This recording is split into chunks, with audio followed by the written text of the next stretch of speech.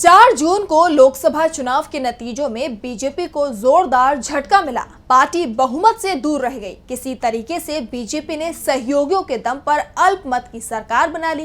विपक्ष पहले ही दिन से मोदी सरकार को कमजोर सरकार कह रहा है और अब इस सरकार ने जैसे तैसे अपने तीसरे कार्यकाल के 100 दिन पूरे कर लिए हैं। सरकार के 100 दिन पूरे करना बीजेपी या एनडीए के लिए कोई उपलब्धि नहीं मानी जा सकती। ऐसा इसीलिए क्योंकि बीजेपी अपने तीसरे कार्यकाल में अपने सबसे कमजोर दौर से गुजर रही है। जब चुनाव प्रचार जारी था तो बीजेपी ने कई वादे और कई दावे किए, 100 दिन तक का एजेंडा चलाया, लेकिन अब वो डेडलाइन पूरी हो चुकी है। सरकार बन गई और सरकार बनकर 100 दिन का समय भी कंप्लीट हो गया। इसी को लेकर कांग्रेस ने पीएम मोदी पर निशाना साधा है।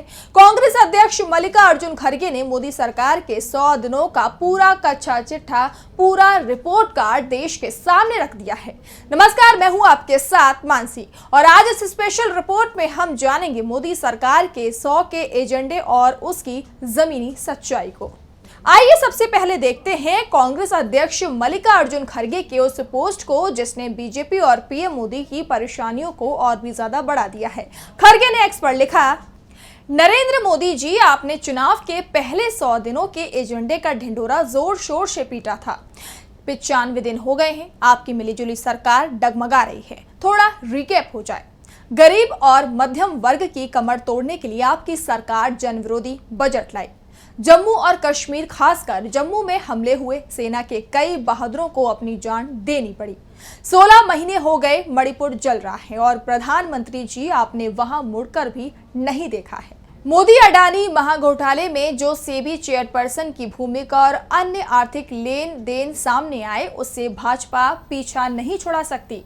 नीट पेपर लीक घोटाला हो या भयंकर बेरोजगारी के भगदड़ भरे दृश्य, मोदी सरकार ने युवाओं को हर दिन धोखा ही दिया। महाराष्ट्र में छत्रपति शिवाजी महाराज की प्रतिमा हो या हवाई अड्डों की छत, नई संसद हो या अयोध्या में भगवान का मंदिर, ई-वे पुल, सड़क, सुरंग जो भी बनाने का दावा किया, सब में खामियां निकली। रेल सुरक्षा भी तार तार हो गई। कई शहरों में बाढ़ जैसे हालात हैं और राज्यों को पर्याप्त बाढ़ राहत नहीं दी गई। जनता और इंडिया पार्टियों के चलते आपको वक्फ बिल जेपीसी के हवाले करना पड़ा, यूपीएस वाला यू टर्न लेना पड़ा, लेटरल एंट्री पर संविधान का साथ देना पड़ा। 100 दिनों का एजेंडा क्या था ये किसी को नहीं पता, पर 95 दिनों में आपकी कारगुजारियों का अंजाम देश भुगत रहा है। इस एक ट्वीट में खड़गे ने कई मुद्दों पर बीजेपी सरकार को घेर लिया है। साथ ही ये भी आरोप लगाया है कि देश पीएम मोदी की कारगुजारियों का अंजाम भुगत रही है। बजट, जम्मू कश्मीर में अशांति, न्याय की गुहार लगाता मणिपुर, मोदी अडानी और सेबी का महाघोटाला, नीट पेपर लीक, महाराष्ट्र में छत्रपति शिवाजी की मूर्ति का गिरना, रेल सुरक्षा, वक्फ बिल, लेटरल एंट्री जैसे मुद्दों पर कांग्रेस ने पीएम मोदी से जवाब मांगा है। आइए एक एक कर इन तमाम मुद्दों पर नजर डालते हैं और देखते हैं कि इन मुद्दों को लेकर बीजेपी के दावों में कितनी सच्चाई है। सरकार बनी तो सरकार का बजट भी आया। बजट में आम जन को उम्मीद थी कि सरकार उसका ध्यान जरूर रखेगी। साथ ही तमाम राज्यों को भी केंद्र सरकार के इस बजट के काफी आस थी। लेकिन विपक्ष की माने तो इस बार मोदी सरकार ने बजट का भी राजनीतिकरण करने का काम किया है। बजट में जहां एक और हर वर्ग और हर राज्य का उनकी जरूरत के हिसाब से ध्यान रखा जाता है, वो नहीं रखा गया, बल्कि इसके ठीक उलट आंध्र प्रदेश और बिहार के लिए कई आर्थिक पैकेजों की घोषणा की गई। सरकार आंध्र और बिहार पर इसीलिए मेहरबान नजर आई क्योंकि यहाँ टीडीपी और जेडीयू की सरकार है और ये दोनों ही दल केंद्र में बीजेपी की सहयोगी हैं, जिनके सहारे बीजेपी ने इस बार सरकार बनाई है। इसीलिए सरकार का ध्यान देश की जनता और बाकी राज्यों से ज्यादा इन दोनों राज्यों में मेहरबान दिखाई दिया। खड़गे ने जम्मू कश्मीर और मणिपुर का भी मुद्दा उठाया। 4 जून के बाद से जम्मू कश्मीर को लेकर अशांति की कई खबरें आई और मणिपुर में चल रही हिंसा को तो 1 साल से ज्यादा का वक्त बीत चुका है। कांग्रेस सांसद राहुल गांधी ने हाल ही में दोनों राज्यों का दौरा किया, जहां एक और मोदी सरकार पीएम के वॉर रुकवाने का विज्ञापन चलाती है, रूस यूक्रेन की वॉर रुकवाने की बात करती है, तो वहीं जम्मू कश्मीर और मणिपुर बीजेपी के इन दावों की पोल खोलते हुए नजर आते हैं। हाल ही में कांग्रेस ने सेबी चीफ को लेकर खुलासा किया था। कांग्रेस का दावा था कि सेबी चीफ माधवी बुश ने विदेशों में अडानी की शेल कंपनियों में बड़ा निवेश किया हुआ है और जो बोर्ड सेबी चीफ का गठन करती है उसके मुखिया पीएम ही होते हैं।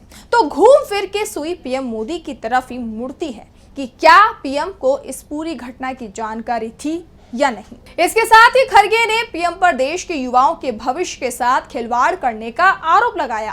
खरगे ने नीट पेपर लीक का मुद्दा उठाया, जिसे लेकर छात्र सड़कों पर नजर आ गए थे और सुप्रीम कोर्ट को इस मामले पर सुनवाई करनी पड़ी, जिसको लेकर एनटीए, शिक्षा मंत्री सहित पीएम मोदी पर आरोप लगे थे। लीपापोती के लिए एनटीए के अध्यक्ष को बदल दिया गया। ना तो शिक्षा मंत्री ने इस्तीफा दिया और ना ही पीएम ने इस पर चुप्पी तोड़ी। खरगे ने इसके बाद महाराष्ट्र के मुद्दे पर पीएम मोदी को घेरा। महाराष्ट्र में इसी साल विधानसभा चुनाव होने हैं।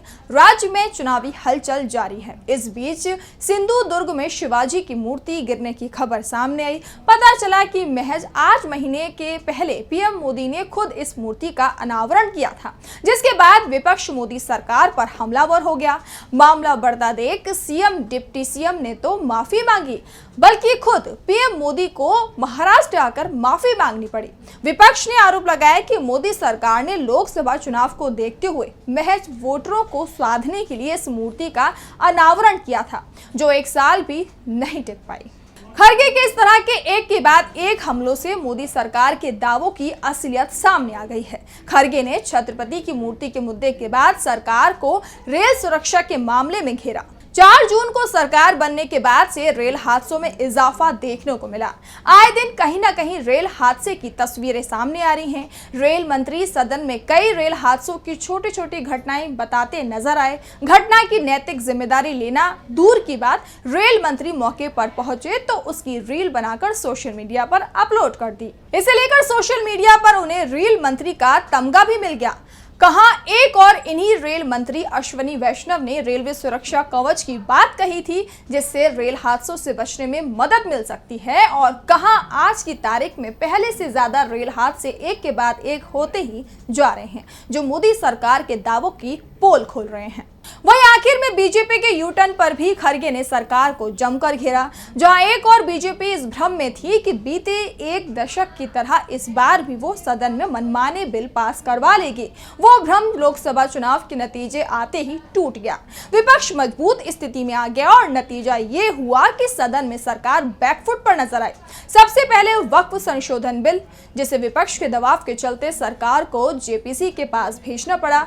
ब्रॉडकास्ट बिल लाने की तैयारी थी, लेकिन लाने से पहले ही ठंडे बस्ते में डाल दिया गया।